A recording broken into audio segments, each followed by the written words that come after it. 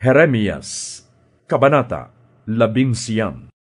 Inutusan ako ni Yahweh na bumili ng isang banga.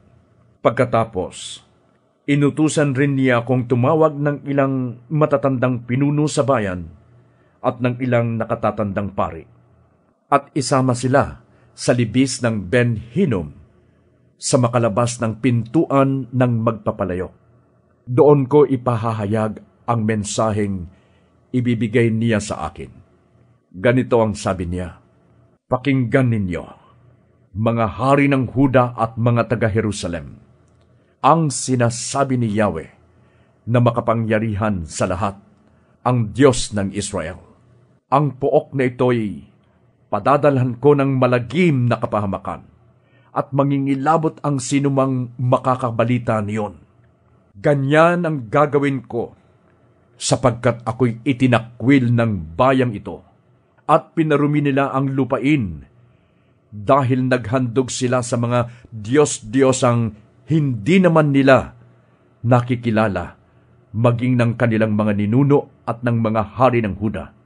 Ang lupaing ito'y tinigmak nila ng dugo ng mga taong walang kasalanan. Nagtayo sila ng mga altar para kay Baal upang doon sunugin ang kanilang mga anak bilang handog sa kanya. Kailanmay hindi ko iniutos o inisip man lamang na gawin nila ito. Kaya darating ang panahon na hindi na tatawaging Tophet o libis ng Ben Hinnom ang lugar na ito. Sa halip ay tatawagin itong libis ng kamatayan. Ako, si Yahweh, ang nagsabi nito. Sa pook na ito'y bibiguin ko ang lahat ng panukala ng mga taga-Huda at Jerusalem. Ipapalupig ko sila sa kanilang mga kaaway, at marami ang mamamatay sa labanan. Ang kanilang mga bangkay ay kakainin ng mga buitre at mga hayop sa gubat. Nakakapangilabot na pagkawasak ang magaganap sa lungsod na ito, at ang bawat maparaan dito'y manghihilakbot.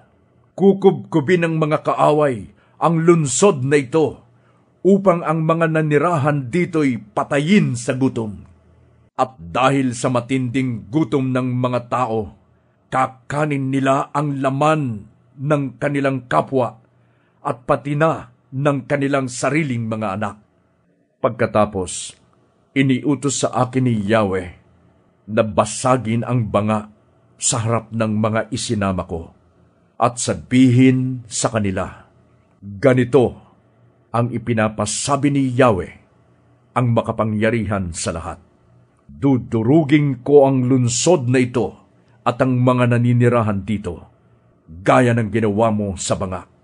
Ito'y hindi na muling mabubuo, pati ang Tophet ay paglilibingan ng mga bangkay, sapagkat wala ng ibang mapaglilibingan sa kanila. Ganito ang gagawin ko sa lungsod na ito at sa mga naninirahan dito. Matutulad sila sa Tophet. Akong si Yahweh ang nagsabi nito. Magiging maruming gaya ng Tophet ang mga bahay sa Jerusalem, ang mga palasyo ng mga hari sa Huda at lahat ng gusali, sapagkat sa mga bubungan ng mga gusaling ito'y nagsunog sila ng kamanyang para sa mga bituin at nagbuhos ng inuming handog sa ibang mga Diyos.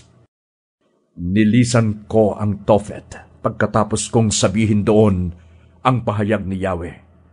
Pumunta naman ako at tumayo sa bulwagan ng templo at sinabi sa lahat ng naroroon, ito ang ipinapasabi ni Yahweh, ang makapangyarihan sa lahat, ang Diyos ng Israel.